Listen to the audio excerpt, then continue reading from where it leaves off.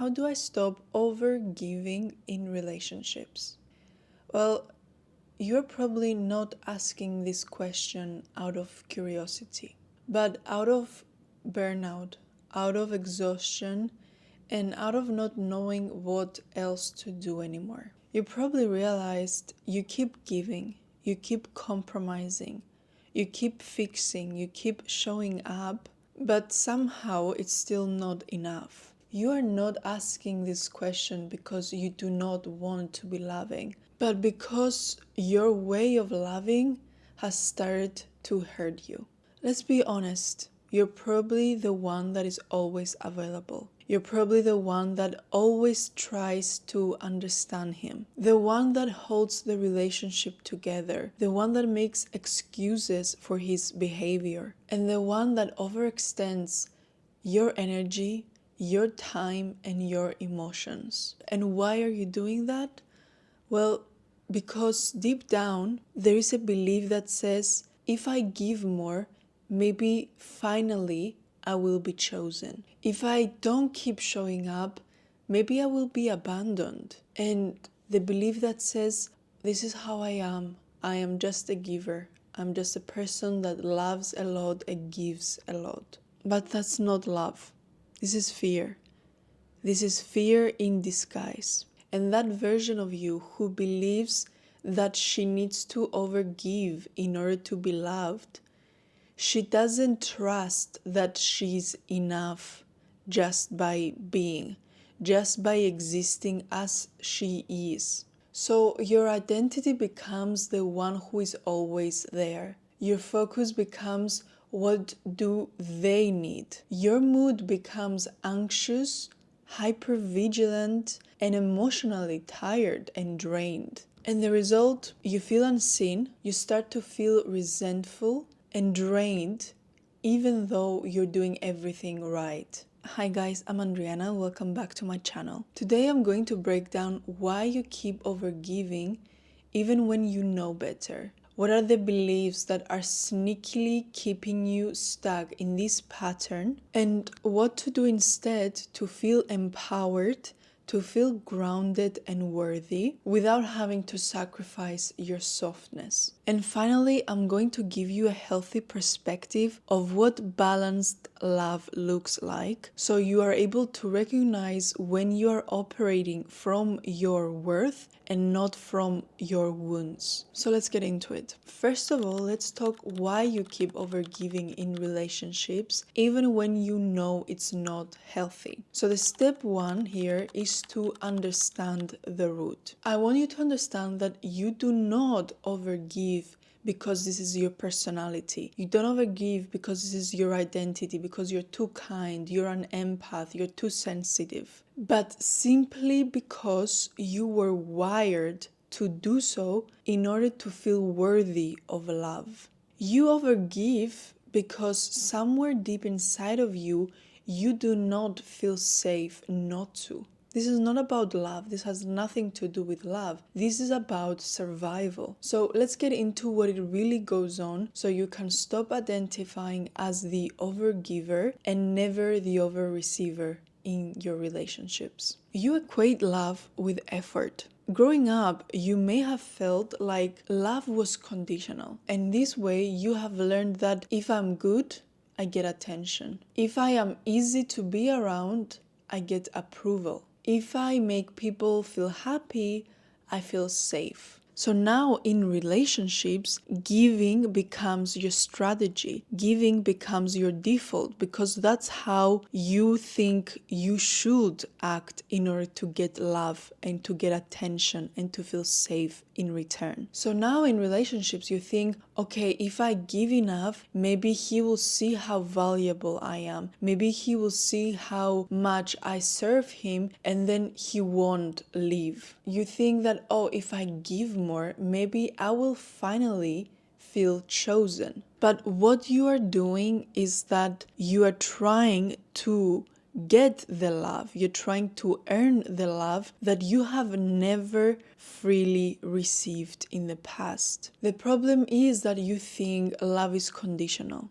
You were wired, you were conditioned to believe that love is conditional and nothing is earned without conditions. So now you think that in order for you to receive love, you need to act, you need to be in a certain way. So you don't believe that you deserve to receive love just as you are. You don't believe that love can be unconditional. You have confused self-abandonment with love. And that's because you have learned to disconnect from your needs in order to keep others comfortable, in order to meet other people's needs, in order to keep other people happy. And now you say yes when you mean no. You suppress your truth like it doesn't matter and like it doesn't deserve to be heard. You are tolerating what doesn't feel right just to avoid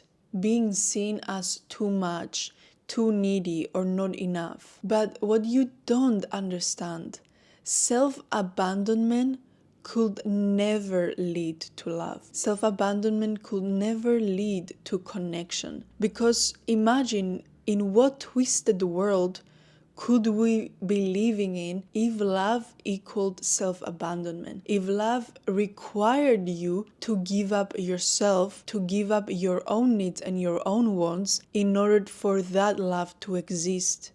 It's just, if you think about it, it's just so twisted to think in this way. How could overgiving plus self-abandonment equal to love? Is this an equation you will ever teach to your children? Is this an equation you will ever accept for your best friends or for your loved ones?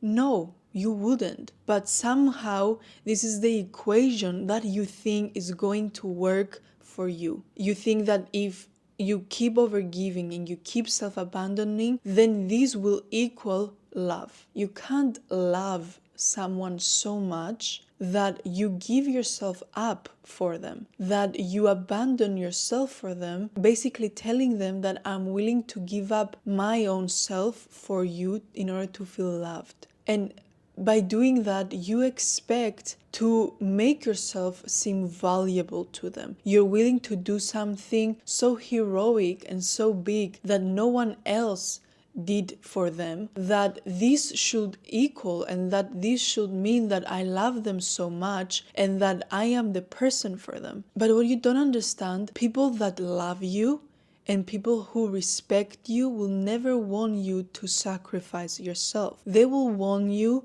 to value yourself. And you can't expect them to see you as valuable when you yourself don't even see you as valuable. When you believe that it's okay for you to self-sacrifice and self-abandon so much for the sake of the other person to be happy. The problem here is not that you aren't worthy and that's why you need to prove it. The problem here is that you do not believe that you are worthy. And that's why you get reflected that same belief that you have and you radiate back to you. All this leads to is resentment, to that deep pain of being unseen, even though you are right there in front of them, giving everything.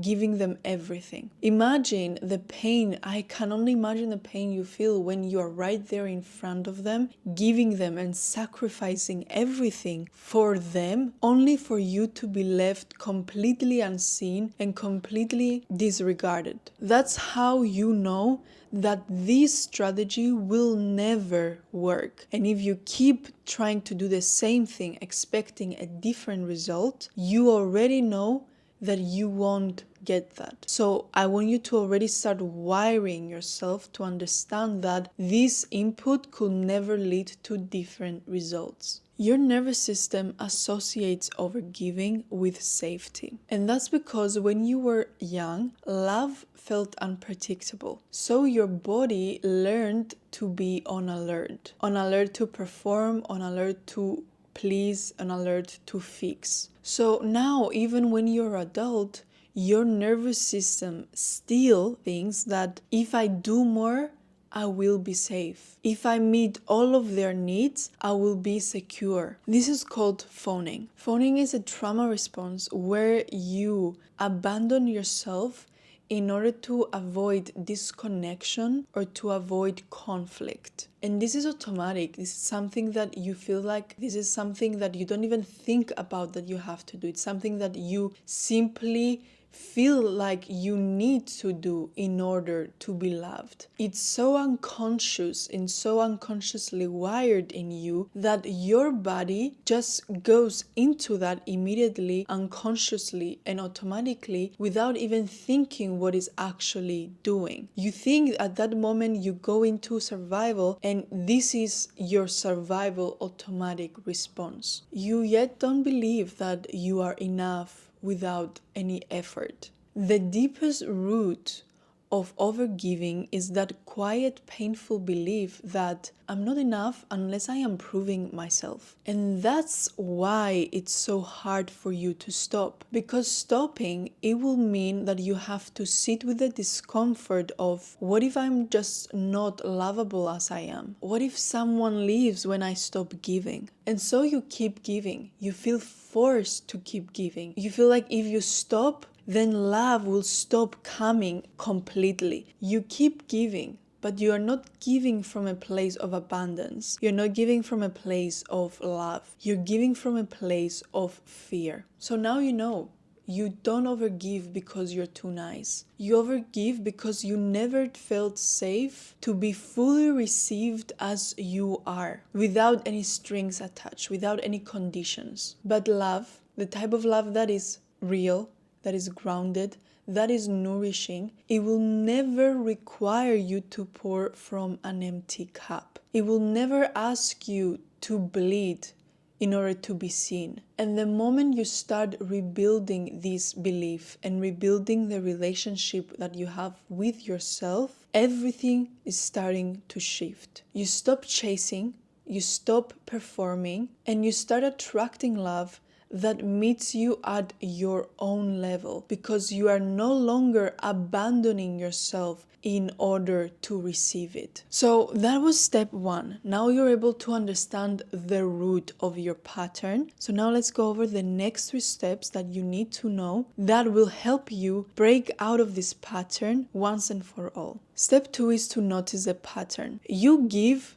to feel safe. You give to avoid rejection. You give because receiving makes you feel guilty or unworthy. But the more that you give to prove, the more you abandon yourself. And that's because you stop checking in with yourself. Do I even want to give right now? Do I even have the capacity to give right now? Are my own needs being met too? I want you to be able to see that overgiving is emotional self-abandonment masked as generosity, masked as kindness, masked as love. So your job here is to start noticing and seeing all of the places where you are doing this, all of the places where you are giving because you feel like if you don't give, you won't be loved. I want you to start noticing all of the places where you're doing this, and just by noticing, you're going to start understanding in how many places you are having this pattern. Step 3 is to flip the question. Instead of asking, how do I stop overgiving? I want you to ask instead,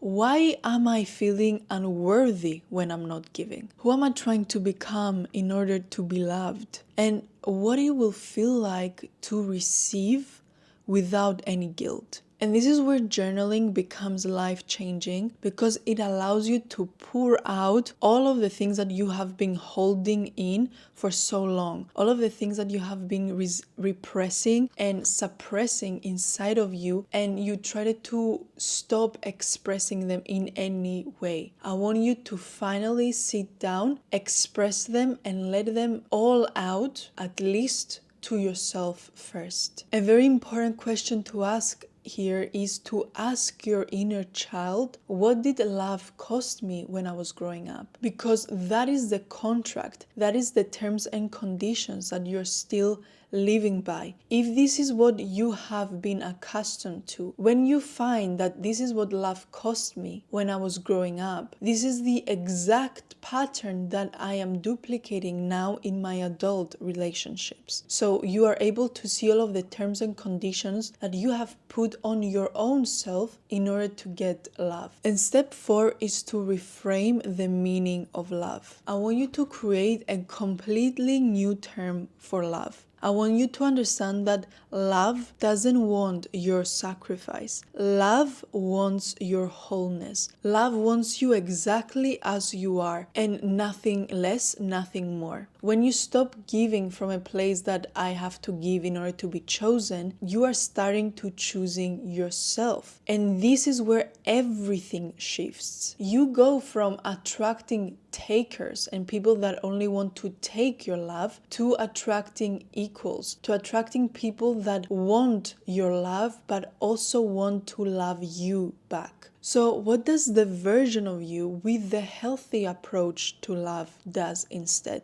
You ask yourself before giving, is this something that is sustainable for me? Is this something that is coming from inside of me from a place of love and not from a place of fear? And is this something that I'm willing to keep doing and keep giving as a form of love? You are comfortable with being liked and being loved for being exactly who you are without having to offer something, without having to give something in return. You expect reciprocity, and not because you are entitled, because you know that real love flows from both ways. And you finally can receive without any guilt. And you do not shrink yourself when others give back. You no longer identify as being the giver. You identifying as being a whole woman, a woman that gives but also receives. If you are stuck in this cycle of overgiving,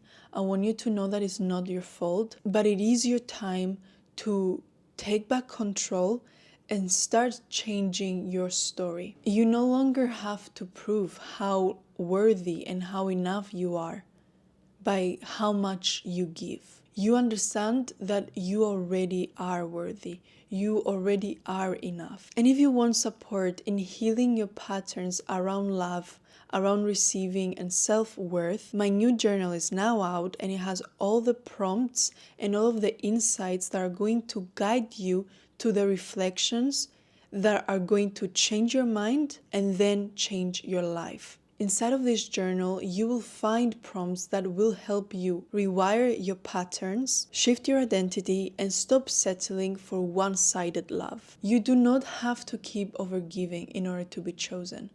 You just have to choose yourself. So that's it for today, guys. I really hope this video helped you. I hope this video was able to help you understand why you're overgiving, where is this pattern coming from, and I hope it was able to help you understand that this will never be the solution to the love that you're seeking, and that healing this belief and breaking out of this pattern is actually the real way and the real solution in getting the love that you want and receiving the love that you have been craving for so long. So thank you so much for watching, and I will see you soon. Bye.